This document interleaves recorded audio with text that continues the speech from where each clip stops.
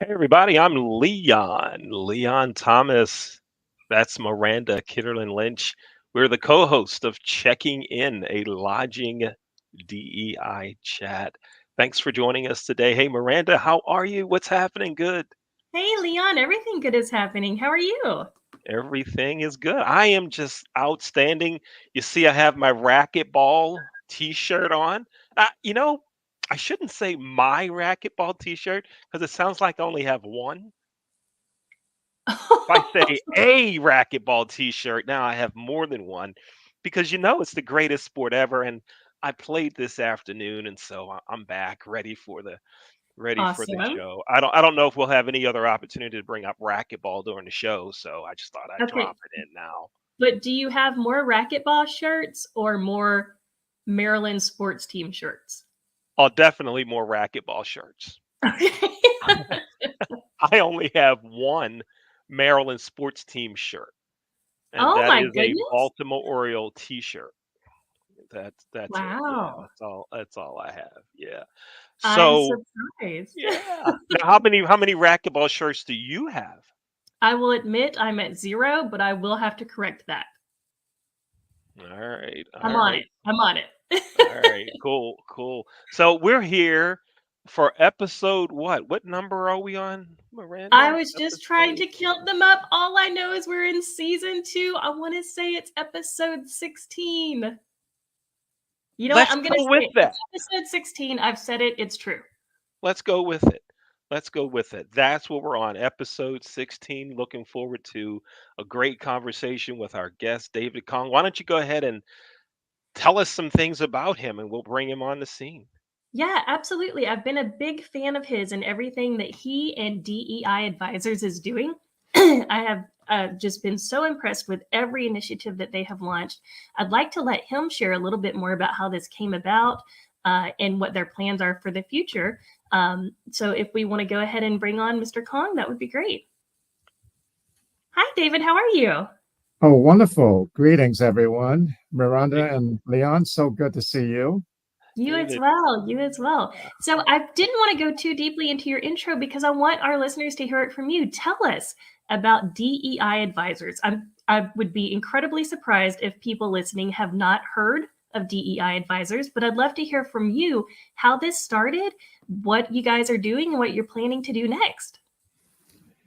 Well, thank you. I appreciate this opportunity to talk about DEI advisors, something that I'm very passionate and dedicated to.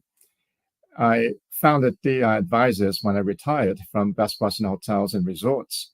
And the reason that I founded this nonprofit organization is because when I was CEO for 19 years at Best Western, I would be invited to a lot of CEO panels at industry conferences, and it would always strike me as odd that I would be the lone token minority representation. There would be no women or any other person of color. And I always thought that women should be deserving of opportunities to become CEOs. It's nothing against any of the white men CEOs that I've uh, been friends with and that I greatly respect and admire. Nothing against them. They all worked hard to get to where they are today. But I think minorities, women in particular, should be given an opportunity to advance their career as well. So upon my retirement, I decided to dedicate some time to researching how I can help them. And I found that most of the major hotel companies, such as Marriott, Hilton, IHG, Hyatt, Choice, Wyndham, they all have very good diversity programs. They focus on attracting diverse talent. They have development programs for them. They even set targets to promote them. And some of them even have their board committees involved in providing oversight and direction. And I thought, wow, these are really wonderful programs. There isn't a lot of value that I can add to this. And I thought, well, maybe the way that I can help is self empowerment. And the reason I came to that idea is because I've interviewed a lot of people in my career. And I found that sometimes, especially those of us in the underrepresented groups, sometimes we undersell ourselves or we put artificial ceilings on ourselves. We have self imposed challenges things like we have this negative self-talk that we give ourselves that we're not good enough, or just the way that we think about things that if we just work hard and head down and people will eventually notice and we get ahead, but such is not the case. We have to learn how to network and find advocates and mentors to help with our career. So I thought maybe what I can do is to help people to empower themselves to achieve their career aspiration. And the way that we do that at DEI Advisors is we interview accomplished leaders, people that are well respected in the industry, CEOs of major hotel companies, all the C-suite individuals in different hotel companies, and get their perspectives, advice, and learnings. See how they, how people hear about their life stories and how they eventually got to where they are today. And perhaps that would provide inspiration and motivation. We also ask these leaders a lot of questions about, the self-doubt, the head trash that I talked about earlier, advice on networking, advice on a variety of different themes that we've uncovered to help individuals advance their career. I think that's so valuable. And how many interviews? I was trying to look before we started the show. I think we're about 200 interviews now. What an incredible. Which means we're tremendous content. If you go to YouTube, there's a whole library of different interviews, and you can watch a whole series of CEO interviews. Tony Capano, Pat Pacious, and Jeff Bellotti, and all these well-known respected CEOs have all been interviewed by us, and their stories are just so inspiring. And I urge everyone to at least watch at least one interview. Yes, absolutely. Absolutely. I know that my students have often asked me about these interviews. They find it to be an incredible resource, especially for people who are young in their hospitality careers. So thank you so much for doing that for our industry. I would like to ask you, and this is probably a heavy hitter question that I should save for later, but I'm so curious, in your interviews, is there anything that has surprised you that you would want people to hear? Is there anything that someone has shared that you either had an aha moment or a huh? Okay. I remember interviewing Mary Lee, who is the CEO of Atlas. They are a company stationed in, I think, in Asia. She's in Singapore, but it's a global company. They basically provide very rich content to empower individuals to research airlines and find themselves the best value in terms of air flights. And she's founded 2 companies in her career. She's very, very accomplished woman. And during the interview, I asked her about imposter syndrome. And she openly admitted that she had these negative thoughts that she's a fraud, despite all her accomplishments, that she thought she's a fraud sometimes. And I think she was very emotional when she talked about the importance of self-care, how she actually suffered from mental breakdown and how she eventually recovered by learning to take care of herself, meditation and just exercise and different things. And I thought, her vulnerability is so inspiring because a lot of people struggle with these issues. And she openly talked about it. She had thousands of views, this interview, and she openly admitted it, showing that, hey, if I can make improvements, anyone can make improvements. I'm not afraid to admit that I need help. And this is how I got my help, and this is what I'm doing. And I thought that is just so exceptional and amazing that she would be so vulnerable and share some intimate details about what she struggles with. That was exceptional. Yeah. Absolutely. And can you repeat the name just so our listeners didn't miss it? And I also want to write it down so I can go watch it again. Mary Lee, L-I is her last name. Thank you. Yeah, that's very vulnerable. That's also very brave, but also very, very helpful to so many people who are probably struggling in silence and solitude. So yeah, very big props to Miss Lee for doing that. Leon? Hello, everyone. Mentalist Doug Roy here. On Thursday, April 11th, I will perform a benefit Zoom mentalism show for the Lori Lundeen Foundation. In this show, I will perform fun and interactive mind-bending feats that simply destroy logic, such as mind reading, predictions, and acts of clairvoyance. All proceeds for this show will go to the Lori Lundeen Foundation, a charitable outreach to those in need throughout the world. To purchase tickets for this virtual event, simply go to lorilundeen.com. We look forward to having you join us on Thursday, April 11th at 9 p.m. Eastern, 6 p.m. Pacific for this benefit Zoom mentalism show. It's a show you won't want to miss. To learn more, just go to lorilundeen.com. Thank you, and we look forward to seeing you. David, at the beginning of our conversation, one of the things you said was that when you attended meetings with CEOs and other C-suite executives that you didn't see women. Now, in my hotel experience, when I started working in hotels 35 years ago, my first general manager was female, and the assistant GM was female, and the VP of operations was a lady. And I thought, wow, this is pretty cool because if ladies are in leadership, I know that it's going to be the black guy's time really soon, right? That's the way I look at it. And when I went to my first hotel conference, I'm looking around and all I saw was white men other than the three ladies from my management company, right? And of course, there weren't any other, there was one other black guy there. So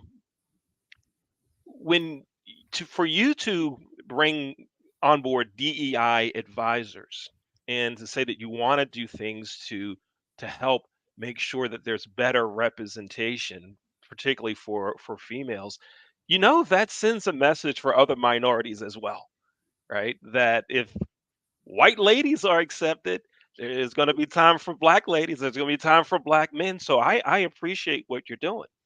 Now, with that, what does it take for our industry as a whole to really make a change, to make sure that we have well represented hotels, ownership groups, management companies, hotel companies, franchises?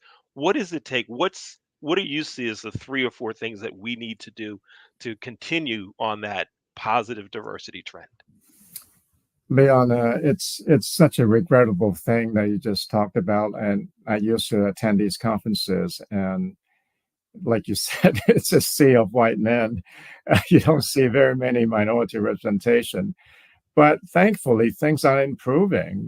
For example, I was at the American Lodging Investment Summit just in January, a few months ago, and I was very encouraged to see. I probably saw about 30-40% of the attendees that were female, and there were definitely other people of color represented at that conference. So I think the industry is awakening to the fact that we need to have more representation and leadership that's reflective of the customers that we serve. Our customers are diverse, and our leadership team must be diverse. Now, there's still a long ways to go. And I applaud companies like Hilton that have set a target that 50% of the general managers be female. I think the industry is recognizing that it's a problem, and it's also an opportunity for them. They have embraced diversity in a big way because they recognize that not only is it good for business, it's a business imperative. So, like, if you want to solve any problem, you have to first recognize that there is a problem. Once you accept that there is a problem, then you can find a solution to it. And I'm glad that the industry is recognizing that it's a problem and it's an opportunity, and they're doing something about it. So that's great, number one. Number two, I think the hotel companies are very, very good in coming up with these programs. And it takes executive leadership. And I'm glad that some of the boards are involved with these hotel companies. They are involved in the oversight and direction, like Hilton and Marriott have board oversight. I think it takes that. There needs to be a DEI or diversity committee on the board to provide that oversight. And I'm glad that a lot of hotel companies like Marriott, Hilton are actually hired, they report their progress via quarterly reports. It's part of the annual report, quarterly report. I think it's great, holding themselves accountable, but I think others should follow suit. Once you start publishing results, then you hold yourself accountable, and then you can make progress. The other thing that I would mention is I have great respect for Leslie Hale. She's the CEO of RLJ Lodging. We need more Leslie Hale. She's exceptional in every way. And, as a Black woman, she has achieved the unthinkable. I mean, she's in a tremendous position. She's done wonders for that company. She benefited from mentorship, and people took a liking to her and made her into who she is today. People that have made it need to pay it forward. It's kind of like me. I like to help women and other people of color move ahead as well. We need more Leslie Hill as role models. And to get there, we need to be mentors for the aspiring individuals that want to move up. And we need to do our share to mentor them and help them.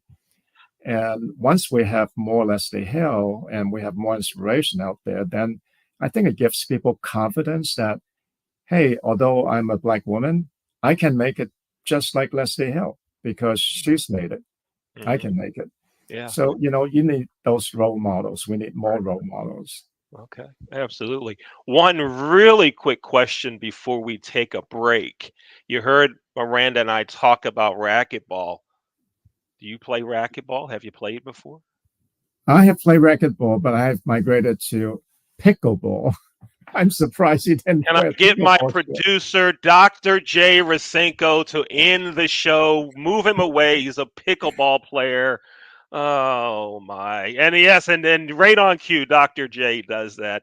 We'll talk more later. But David, to learn more about why I wear this racquetball t-shirt, if you go to racquetballrevival.com, racquetballrevival.com, you'll learn about our youth racquetball program that's great. In Baltimore. I'm Leon Thomas with our co-host Miranda Kitterlin Lynch. You're watching Checking In, a lodging DEI chat. Our guest today is David Kong from DEI Advisors. This show is produced by the Leon Thomas Group. We provide opportunities for college students and recent grads that are interested in careers in broadcasting and other communication outlets. You're now going to watch 4 commercial-style videos that our team has worked on. And after that, we'll come back, and Miranda and I will tell you how you can be on the show, and we'll continue our conversation with David Kong. Here we go.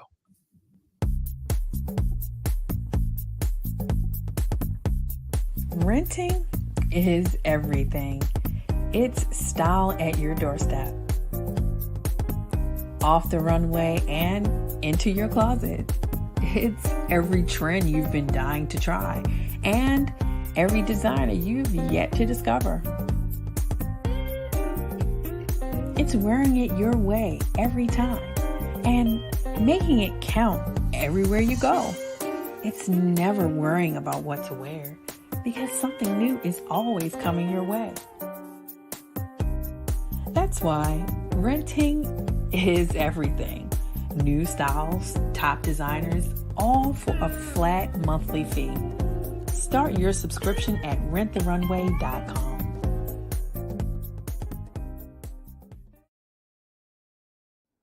Slow roasted over hickory fire and pulled by hand. This is the way pit pork has always been done. Pulled pork lovers, rejoice. The smoky old days are back at the Smoke Shack. From the creative team that brought you The Browning Project and Dead by Morning comes a new thriller that will change the way you look at white-collar crime forever. Falling from the Sky.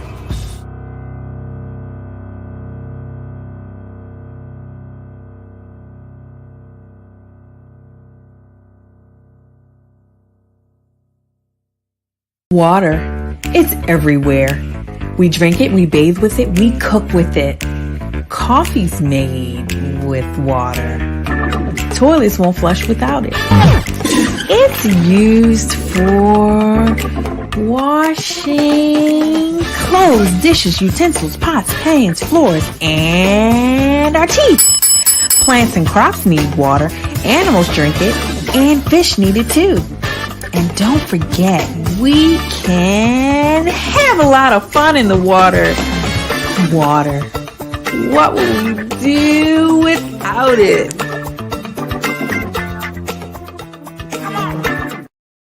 Hey, welcome back to Checking In, a Lodging DEI chat. I'm Leon Thomas. That's Miranda Kitterlin Lynch.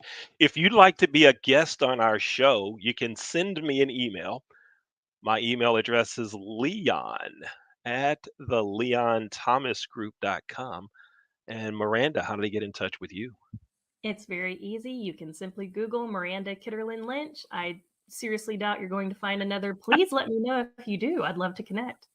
I love it. I love it. Yes, please do. Now, Miranda, I want to make sure everyone knows they can watch us here on LinkedIn, YouTube, and everywhere else that we post the shows. But if you go to the Google and just search for Checking In a Lodging DI Chat podcast, all the podcast platforms that we're on, they'll show up. And so you can listen to us while you're in your car.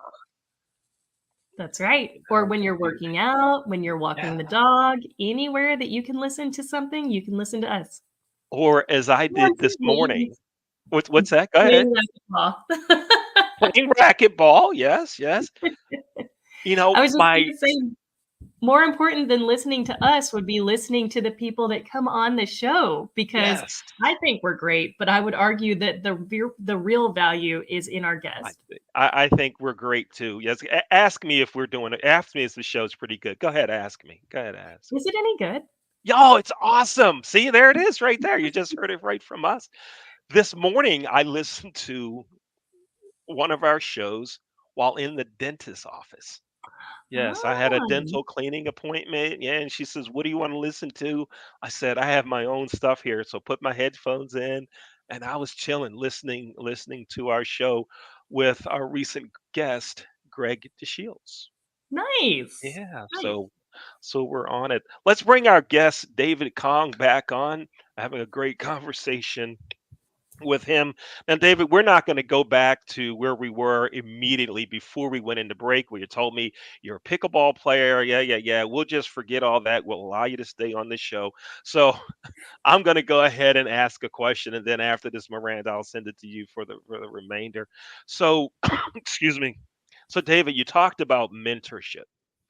And growing up in the business, I had outstanding mentors. Craig Poole with Reading Hospitality, the owner of the Doubletree in Reading, Pennsylvania.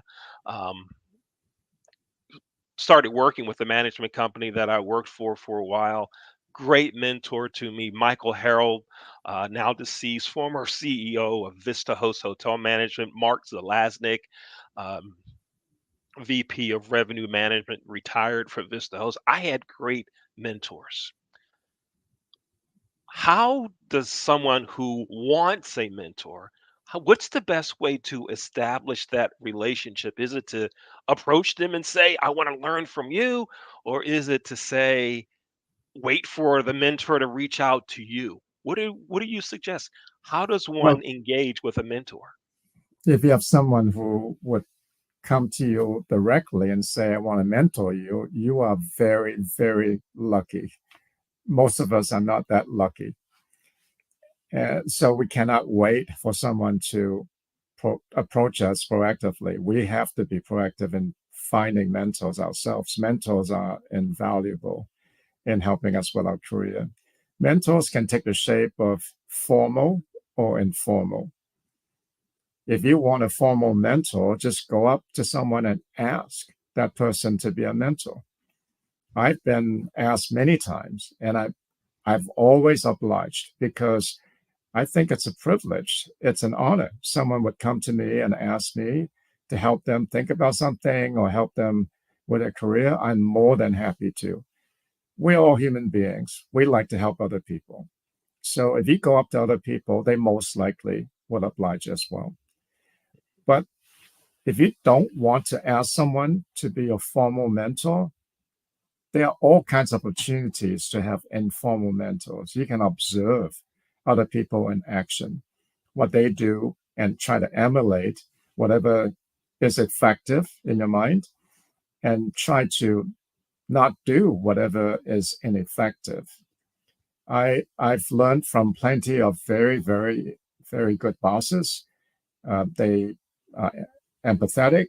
They help people with their career. I've learned from them. I've also learned from bosses from hell. They are really tough and toxic, and I learned what not to do. There was a guest on our show that said that every situation is a learning opportunity. I think she's absolutely right. Every situation is a learning opportunity because you can always learn something from it. And for that matter, every job is a learning opportunity. Um, sometimes I look back in my career and I think, well, I didn't learn anything from that job. Such is never the case. You might not gain anything from a technical standpoint, but you always learn how to deal with people, how to deal with situation. So every situation you're in is a learning opportunity. It's just whether or not we want to learn from it. So if you want to benefit from mentorship, you have to begin to become more introspective. I think that's really important to reflect on how you do things, why you do things, and learn from that. I think that's such valuable wisdom. Thank you so much for sharing that. And I am a huge fan, not just in life, but in the classroom, of sharing and learning from mistakes. That to me has been the most impactful learning experience, not just my mistakes, but hearing from the mistakes of others who are humble and generous enough to share them.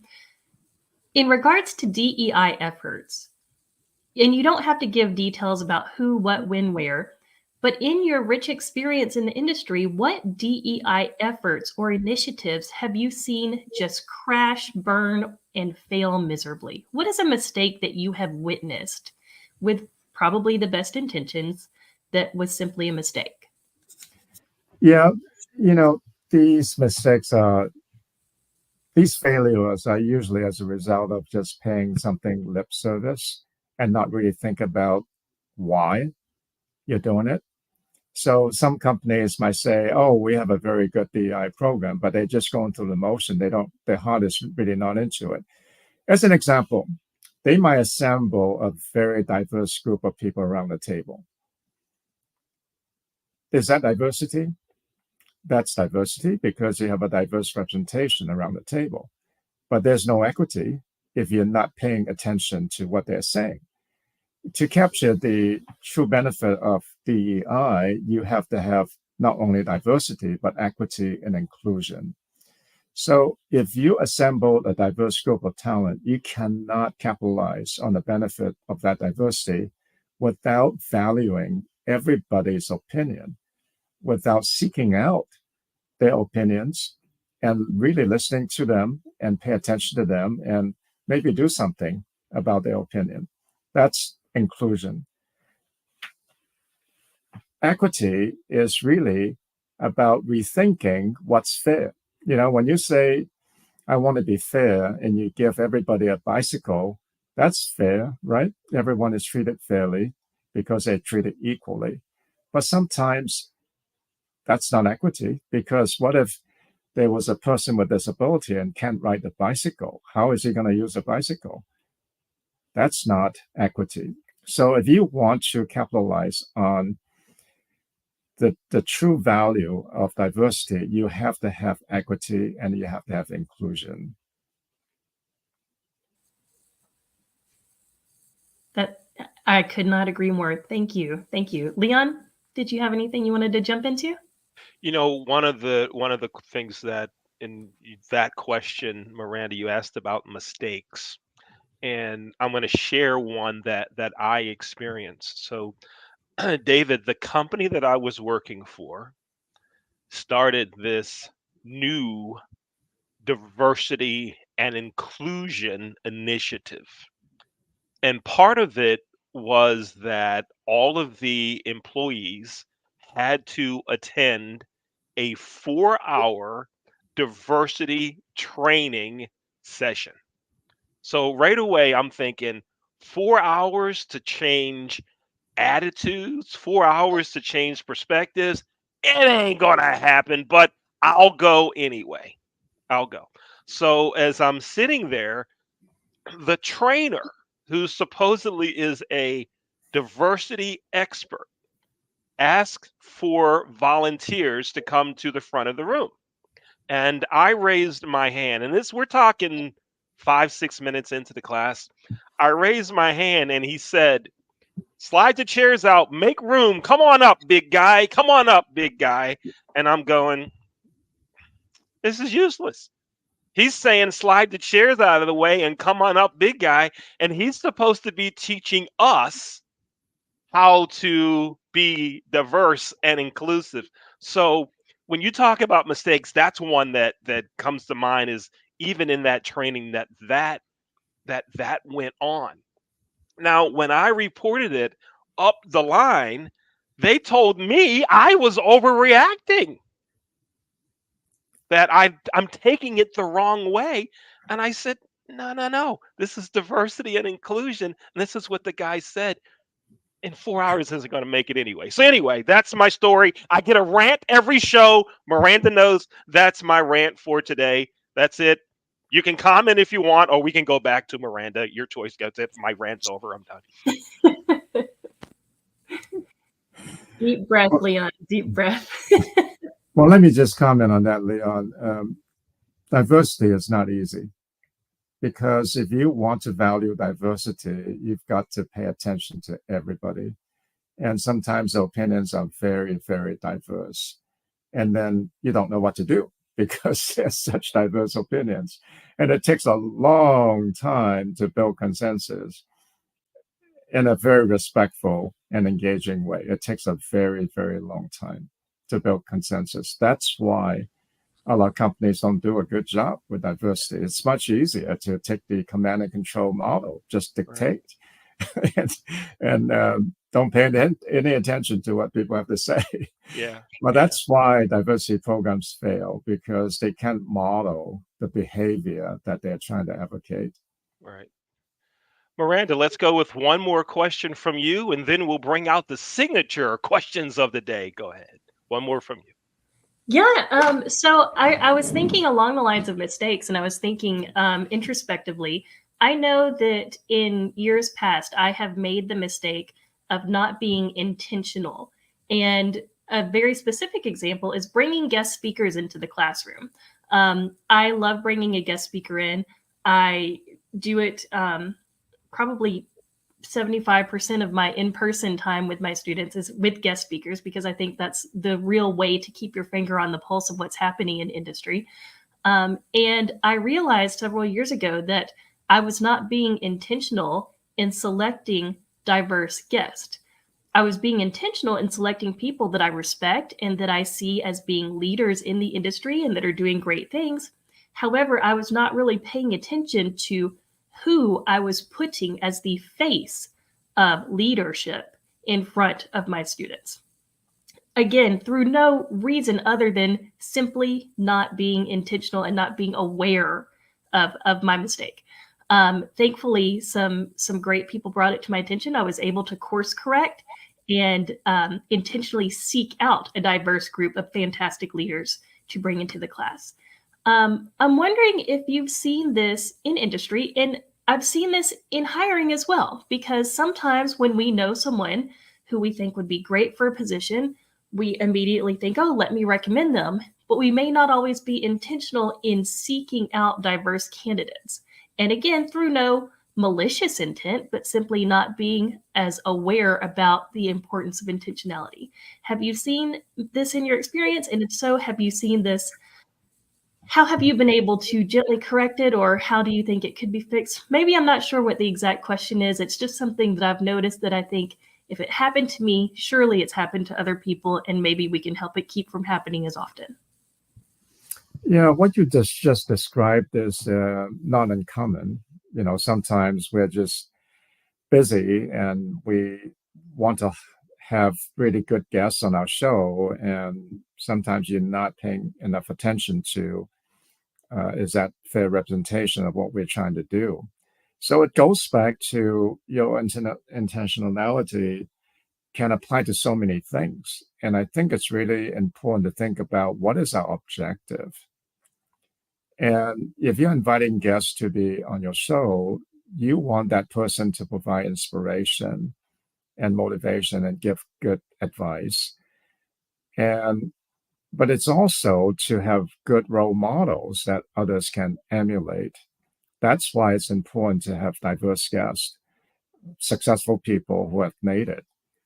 They act as role models for those that are struggling with their career. So intentionality is great, but you have to be clear about your objectives.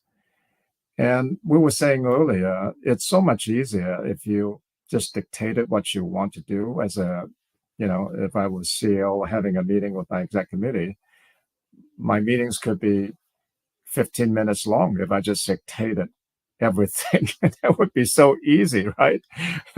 And people wouldn't resent having to sit in a meeting room for 2 hours or 3 hours. But if you want to listen to what other people say and you want to practice active listening skills and really probe to make sure everyone has a chance to speak their mind, that's hard. It takes a long time.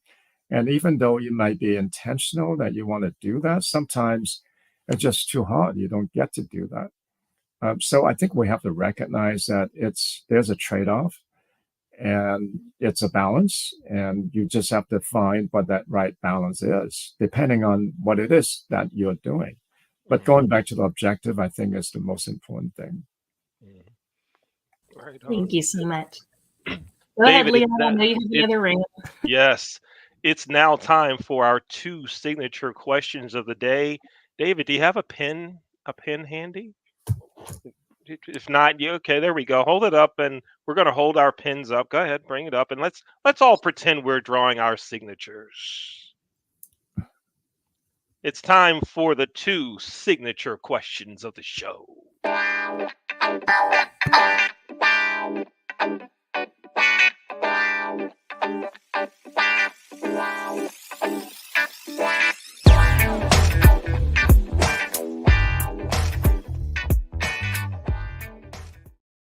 David, the 2 signature questions of the show. One comes from me, one comes from Miranda.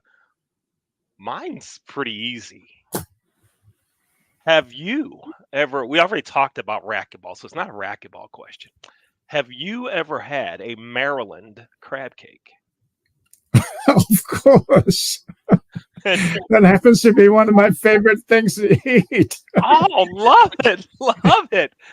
If I see that on the restaurant menu, it's calling my name. Oh, so where did you eat where have you had Maryland crab cakes? Well, certainly in your part of the world, I've had it. But I think there are some steakhouses like, oh God, what's that famous steakhouse? That's all over the country, that steakhouse. They have that one in there. Ruth's Chris? Ruth Chris. Yeah. Ruth but that's, if you're at a Ruth's Chris in Kansas, is it a Maryland crab cake? I don't know how they do it, but they call it Maryland crab cake. They call it a Maryland crab cake.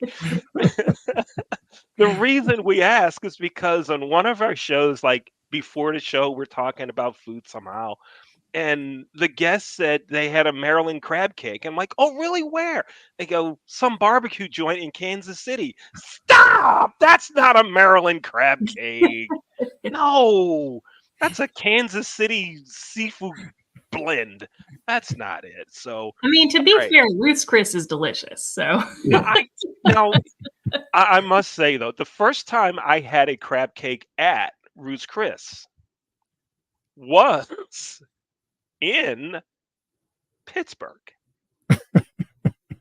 And I said, you guys don't know anything about crab cake. And they brought it out like it was one of the appetizers. It was pretty good. It could have fooled me. Yeah, it was good. So that's our Maryland crab cake deal. Go ahead, Miranda. All right. So my final question for you, David, if you could go back in time and tell your 20-year-old self one piece of advice, wisdom, encouragement, affirmation, anything, just one thing, what would it be?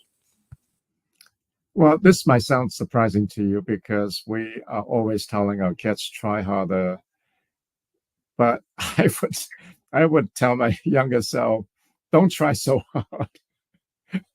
Because, I look back, I've had a very long career, 50 years, and there were a lot of things that bothered me along the way. I can't even remember why they bothered me so much, but at the time they was just like the world is going to end. But the world didn't end, and things were just fine. But they worried me sick, and I was upset, and sometimes it even prevented me from being successful in my next endeavor. So I think when we make a mistake, we have to learn to forgive ourselves. It's not the mistakes themselves that define us. Everybody makes mistakes. It's how we react afterwards that defines us. Okay. And I think, pursuant to what I was saying about trying too hard, I when I was management trainee, I would finish one shift and go work another shift because I had my parents' work ethic. They worked really hard, so that's the way that I was brought up. And while that got me noticed and got me promoted and everything, I think there's a price that you pay for that.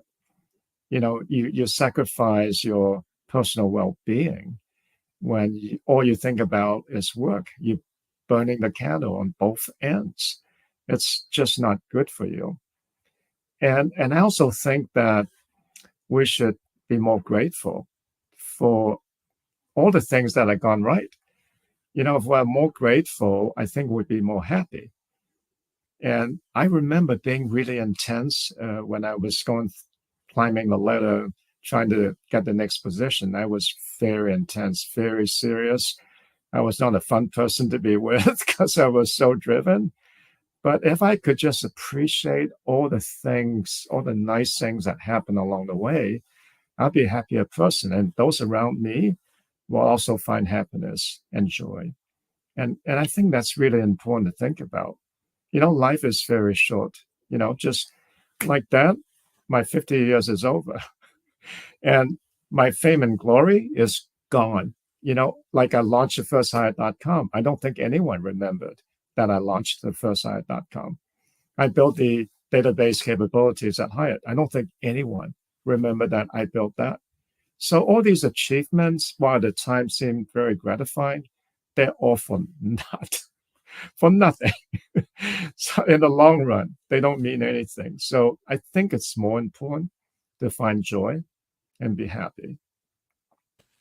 I love that so much. Yeah. And this really echoes what I hear from a lot of people post-pandemic. I've heard from many friends, colleagues, et cetera, that was one of their great takeaways from that experience was kind of a realignment of priorities and less stress about the things that, as you said, no one's going to remember, 5-10 years from now. So thank you so much. We hear that from our interns as well. You're talking. They're like, what are you stressing about? You're not even going to think about this in 2 weeks. Yeah. Mhm. So it's interesting you mentioned that as well. David Kong, thank you for spending time with me and Miranda here on Checking In, a Lodging DEI chat. I've enjoyed meeting you and enjoyed having you on the show. Thank you. Pleasure is mine. Thank you very much. Folks, this is Checking In, a Lodging DEI chat. Our guest today has been David Kong with DEI Advisors. I'm Miranda. She's Leon. Wait a minute, I screwed that all up. Wait a minute. Here we go. I'm Leon. She's Miranda. He's David. Thanks for watching, Checking In, a Lodging DEI chat. We'll see you next time. Take care.